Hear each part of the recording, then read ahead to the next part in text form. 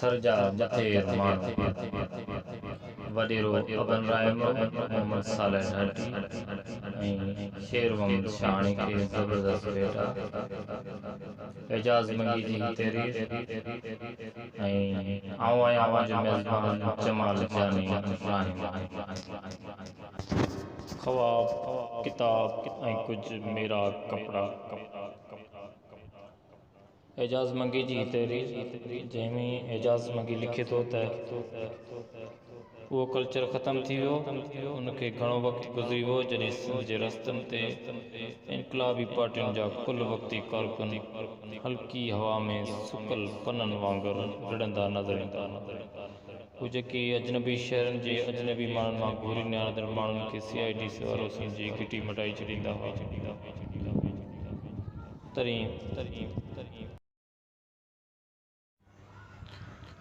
बसूं हलण सिज महिल बंदि थी वेंदियूं आहिनि, पोइ अवेलनि मुसाफ़िरनि खे उन स्टीम इंजन वारी रेल जो इंतज़ारु करणो पवंदो हो जेका आधी राति जो सीटी वॼाईंदी ईंदी हुई। उन दौर में इल्मु घणो हो पर अमल बि घटि न हो ऐं इश्क उन ॿिन्ही जे संगम ते हिकु गुल वांगुरु टिड़ंदो हो। उन दौर जा इनकलाबी सफ़ीर उहे सियासी समाजी कारकुन हूंदा हुआ जेकी खावड़ियुनि ऐं काफ़िरनि वांगुरु पगर में आले वाचनि जे कांटनि वांगुरु मुसलसल हलंदा रहंदा हुआ। बसनि ऐं ट्रेननि में सफ़र करण वक़्तु उन्हनि थेलनि में न त फ़ुरुख को पैसो हूंदो न को मंशियात वारो माल या दहशतगर्दी में इस्तेमालु थींदड़ बारूद। उन्हनि थेलनि में कुझु पंफलेट, कुझु किताब ऐं कुझु मेरा कपिड़ा हूंदा हुआ। उहे मिसकीन ऐं मासूम माण्हू पंहिंजे दौर जा सभ खां ख़तरनाक माण्हू सम्झा वेंदा हुआ, छो त उन्हनि वटि के ख़्वाब हुआ। हू असल में मशहूरु उर्दू नज़म जहिड़ा ख़्वाब फ़रोश हुआ ऐं सिंध वांगुरु सुतल संदसि घिटियुनि में सलबाटनि सां होका ॾींदा वेंदा हुआ त ख़्वाब वठो, ख़्वाब वठो। माण्हू उन्हनि जा होका ॿुधी कननि में आङिरियूं विझी छॾींदा हुआ ऐं हिक ॿिए खे सम्झाईंदा हुआ त मतां वठी इहे ख़्वाब जेके ख़तरनाक आहिनि, छा इहे ख़्वाब टुवाए बमनि जहिड़ा हुआ? छा इहे ख़्वाब वह मिलायल खीर जे वटे जहिड़ा हुआ? छा इहे ख़्वाब लालनि वांगुरु नज़र ईंदड़ टांडनि जहिड़ा हुआ? छा इहे ख़्वाब खून जी क़ीमत वसूल करण वारा हुआ? छा इहे ख़्वाब निंड निहोड़ींदड़ हुआ? छा इहे ख़्वाब अखियुनि में समाइजी वञण खां पोइ नई दुनिया पसाईंदा हुआ? छा इहे ख़्वाब मन में कॾहिं ख़तमु न थींदड़ मलाल पैदा करे छॾींदा हुआ?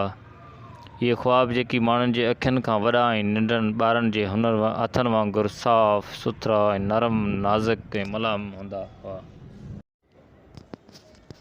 ही उहे ई ख़्वाब हूंदा हुआ जिन जे लाइ अयाज़ लिखियो, ओ आराई तुंहिंजो ही आगाटा आंदा, ओ आराई तुंहिंजो ही आगाटा आंदा, पंहिंजे मुल महांगा सपना, अहिड़ा सपना केरु ख़रीदे, केरु ख़रीदे। कहिड़ो आहे हाल हितां जो, कहिड़ो आहे हाल हितां जो, मन मन आ कंगाल हितां जो, तुंहिंजा सपना केरु ख़रीदे, तुंहिंजा सपना केरु ख़रीदे।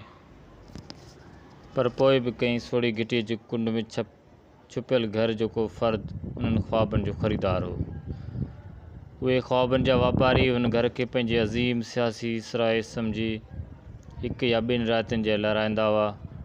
उन्हनि मुसाफ़िरनि जी मुख लतीफ़ जे उन ॾुख जिया हूंदी हुई, रया अथई राति सुबुह वेंदे साबरी।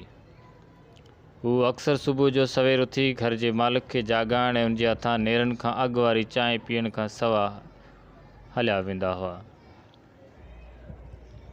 ऐं वेंदे वेंदे हू पंहिंजो बिस्तरो फज़ीलत सां वेड़ी सेड़ी वेंदा हुआ। इहो जनरल ज़िया जो ज़ालिम ज़मानो, उन दौर में इनकलाबी सियासी कारकुन पंहिंजे पाड़नि में बि रूपोश थी रहंदा हुआ। उन दौर उन्हनि खे हिकु न पर ॿ नाला ॾिना हुआ। हिकु नालो उहो जंहिं नाले सां हू घर ऐं पाड़े में सॼा ऐं सुञाता वेंदा हुआ ऐं ॿियो नालो उहो जेको उन्हनि जे सियासी हलकनि में सुञाणो हो। कॾहिं कॾहिं उन्हनि जा ॿई नाला अजीब रिदम सां ॿिनि चपनि वांगुरु पाण में मिली वेंदा हुआ ऐं हू उन महिल चुप थी वेंदा हुआ। इहो हिकु नाक़ाबिले फ़रामोश दौर हो। उन दौर में माण्हू हिकु अज़ीम इनकलाब जो इंतज़ारु कंदा हुआ। उन्हनि खे मालूम न हो त इहो इनकलाब कहिड़े तरफ़ खां ईंदो, पर उन्हनि खे पक हुई त उन्हनि जे स्वागत लाइ हिकु अज़ीम सियासी तूफ़ान ज़रूरु ईंदो। उन अज़ीम तूफ़ान जी तमन्ना करणु उन्हनि ख़्वाबनि फ़रोशनि खां सिखिया हुआ जिन जो जिन जो हर पोरियो पगर में आलो हूंदो हो। इहो हिकु नाक़ाबिल फ़रामोश दौर हो। उन दौर में माण्हू हिकु अज़ीम इनकलाब जो इंतज़ारु कंदा हुआ। उन्हनि खे मालूम न हो त इहो इनकलाब कहिड़े तरफ़ खां ईंदो, पर उन्हनि खे पक हुई त उन्हनि जी स्वागत लाइ हिकु अज़ीम सियासी तूफ़ान ज़रूरु ईंदो। उन अज़ीम तूफ़ान जी तमन्ना करणु उन्हनि ख़्वाबनि फ़रोशनि खां सिखिया हुआ जिन जो हर पोरो पगर में आलो हूंदो हो।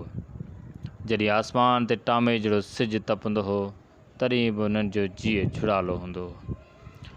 हू जेकी कई ओताक जी चांट वटि पंहिंजो पुराणो ऐं मिटी में अटियल बूट लाई रखंदा हुआ त शाह जे सिधाइन खे हुन जो उहो बैत मन मथां तरी ईंदो हो। डोरी डोरी ॾे माओ खावड़ी आया, मोइन पेरी खे कई ॼाणा कई पार जी, जेकी राति जी मानी खां पोइ साज़ वांगुरु होरियां होरियां सुरंदा हुआ। उन्हनि वटि न सिर्फ़ु पंहिंजे सरज़मीन जे सुरनि जूं कहाणियूं हूंदियूं हुयूं, पर हू पूरी दुनिया जो दर्द पंहिंजे दिलि में संभाली हलंदा हुआ। हुननि जो मैदान उन्हनि जे कदनि बुतनि वांगुरु हल्को न हूंदो हो। हू ओरियूं ख़बरूं आणींदड़ न हूंदा हुआ। उन्हनि खे पराइनि पार जूं बि घणियूं ख़बरूं हूंदियूं हुयूं। हुन दौर में दुनिया जा शहरी हुआ जंहिं दौर में कोई कंप्यूटर गूगल जो ख़्वाबु न ॾिसंदो हो। हू जेकी अदब पढ़ंदा हुआ, हू जेकी इक़्तिसादी इल्म जा किताब पढ़ंदा हुआ, हू जेकी नज़रियाती ऐं सियासी तनक़ीदूं ऐं उन्हनि जा ख़्वाब पढ़ंदा हुआ, हू जेकी नज़रियाती ऐं सियासी तनक़ीदूं ऐं उन्हनि जा जवाब पढ़ंदा हुआ, हू जेकी तारीख़ जे तज़ादनि खे पंहिंजे इल्म ऐं आगाही सां सुलझाईंदा वेंदा हुआ, उन्हनि जे सांवरनि चपनि ते आयल कॾहिं कॾहिं वारी मुल्क केतिरी न मासूम ऐं मफ़हूम हूंदी। उन्हनि इंसाननि में सिर्फ़ु उहे कामरेड न हुआ जेके पंहिंजे वेझनि हलकनि में इहा ॻाल्हि यकीन सां कंदा हुआ त जंहिं दुनिया में ॿ तिब्का आहिनि, हिकु ज़ालिम ऐं ॿ मज़लूम, तीं दुनिया में ॿ क़ौमूं आहिनि, हिकु ज़ालिम ऐं ॿी मज़लूम। पर जॾहिं कचहरी जो दायरो कुझु वेकिरो थी वेंदो हो, तॾहिं ज़ालिम क़ौम जो मज़लूम क्लास ऐं मज़लूम क़ौम जो ज़ालिम क्लास ऐं मज़लूम क्लास जो ज़ालिम क़ौमी किरदारु ऐं ज़ालिम क्लास जो मज़लूम क़ौमी किरदारु ऐं पंहिंजो पोरियत ऐं परायो पोरियत समाज में साइंस सबबु उथल पुथल ऐं फ़लसफ़े सां सलाड़ियल सियासी नज़रिए जो हथियार ऐं कलम ऐं किताब ऐं किरदार वारियूं ॻाल्हियूं कंदड़ सिर्फ़ु उहे सुरखा न हुआ जिन लाइ हुननि जा पंहिंजा अहिड़ा इशारा कंदा हुआ त मुंहिंजे टोले में उन वटि ॻाढ़े सिज जूं गाहूं ॿोलीअ में। दोस्तो, हिन तहरीर जे एंड में शेर मोहम्मद सियाणी, साला ढाटी, अबन अली रामू जा नाला लिखियल आहिनि। इन जी तस्दीक राइटर ई करे सघे थो। दोस्तो, हीउ मुंहिंजो चैनल सब्सक्राइब कयो ऐं लाइक कयो।